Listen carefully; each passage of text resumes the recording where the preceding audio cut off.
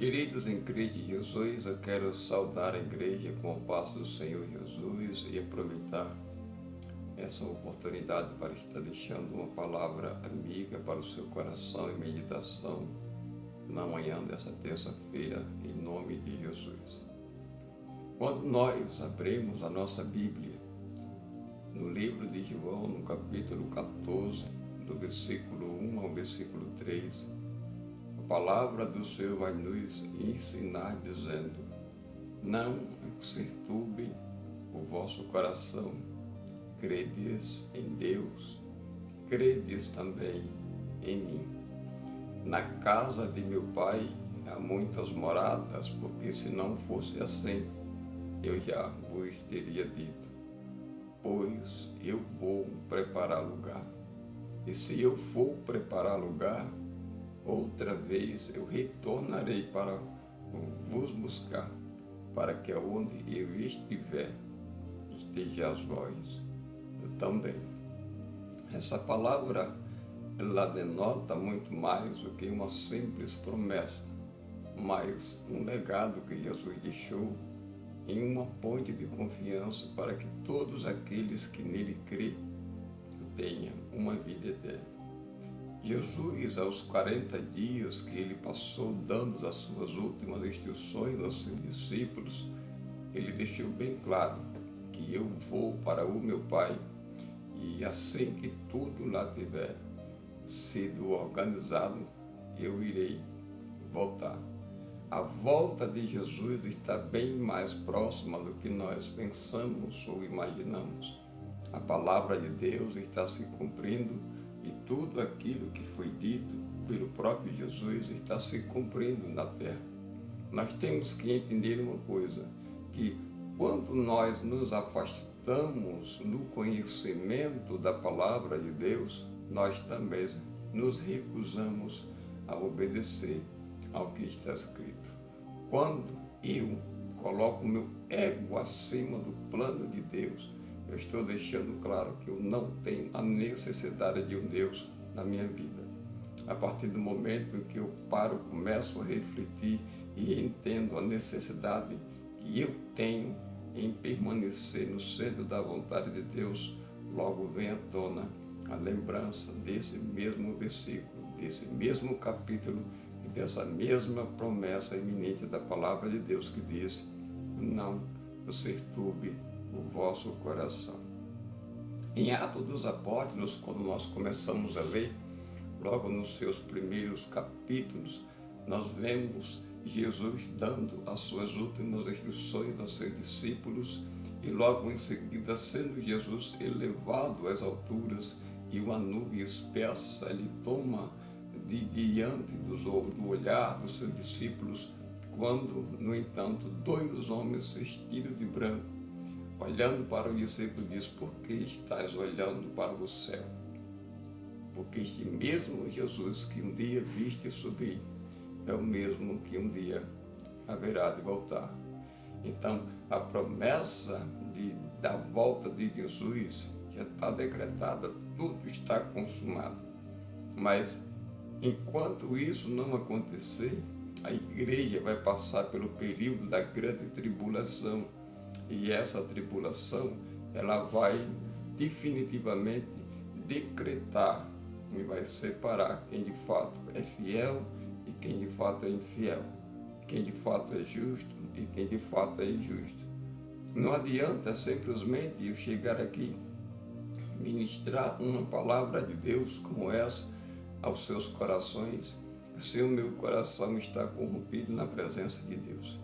Não adianta simplesmente louvar bem, pregar bem, ensinar bem e não viver, ser praticante daquilo que se prega. Jesus, ele tem um cuidado em não nos corromper. E muitas das vezes nós não temos o cuidado em ministrar e ensinar a palavra de Deus para que outras pessoas assim também não se corrompam. Nós temos que entender que de Gênesis a Apocalipse, eu nunca encontrei uma única palavra que denotasse Deus como um nazista. Eu nunca vi na Bíblia um contexto que dissesse que Deus é o culpado de tudo aquilo que está acontecendo. Mas a graça Deus deixa claro que em Apocalipse haverá pranto, choro, ranger de dente, como nunca houve nem jamais haverá desde a criação do mundo até hoje. E isso é confirmado em Mateus, no capítulo 15, no capítulo 24, e em muitas cartas que Paulo escreve, em muitos versículos e capítulos, quer seja de Romanos até o livro de Hebreus, você vai ver que os autores, eles começam a falar de muitas coisas que ainda vai acontecer. Em 1 João capítulo 4, versículo 1, a Bíblia diz que não creiai em todo espírito, mas provai que seus espíritos são de Deus, porque já muitos falsos profetas se tenham se levantado no mundo. Então nós temos que ter, irmãos, cuidado com o que nós pregamos, nós temos que ter cuidado com o que nós falamos, nós temos que ter cuidado com o método de ensinamento que nós temos levado para a congregação, porque hoje cada um traz um esboço da palavra da forma que quer, e muitas das vezes esse querer está sem a direção de Deus. Nós temos que ter cuidado no ensinamento, porque os novos convertidos de hoje, eles vão se aprofundar naquilo que nós estamos ensinando.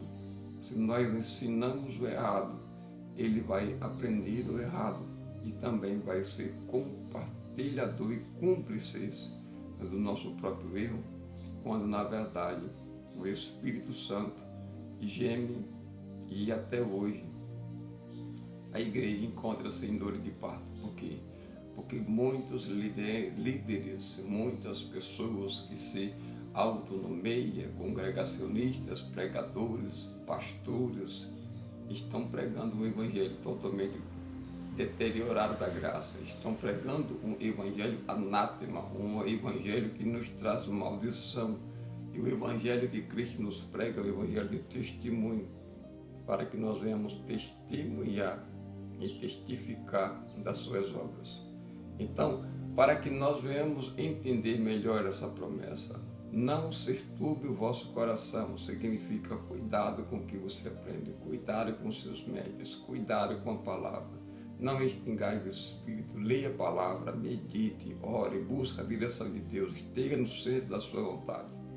Não se perca no caminho, não deixe que a religiosidade ocupe o espaço que Jesus já alcançou na sua vida. Permaneça fiel. A Bíblia diz que todo aquele que permanecer fiel será salvo. Então, qual é a nossa sugestão de escolha? Qual é a nossa opção de escolha? O que é que nós temos de bom para oferecer para o céu? Jesus, irmãos, não tem mais nada que perder. Jesus não tem mais nenhuma dívida com o céu e com a terra. Mas nós é quem somos devedores, tanto a carne como a Cristo. Jesus, ele já está no lugar santo. Ele não perdeu acesso à sua liberdade. O mesmo Jesus que um dia foi prometido, a promessa na carne foi cumprida. O mesmo Jesus que tudo cumpriu e foi perfeito em tudo, essa mesma perfeição subiu com ele até o trono. E a mesma perfeição que subiu com ele até o trono, até hoje está sentado sobre esse trono, intercedendo por mim e por você, aguardando o dia pelo qual ele vai vir, não apenas como advogado, mas como juiz. Jesus hoje é o nosso fiel advogado diante de Deus, mas haverá um dia em que ele vai voltar como um juiz e vai julgar a todos sem fazer distinção e acepção de pessoas. O que é que você escolhe hoje? Ser uma pessoa justificada diante de Deus através da advocacia de Cristo, ou ser uma pessoa condenada diante de Deus por intermédio do próprio Cristo? Por isso que a palavra de Deus diz que a palavra de Deus é uma espada afiada de 2 gumes. É a palavra que tanto justifica e a palavra que também tem o poder de condenar. Então, que a paz do Senhor Jesus esteja contigo e que esta palavra dentro do seu coração e faça morada em nome de Jesus. Fica na paz.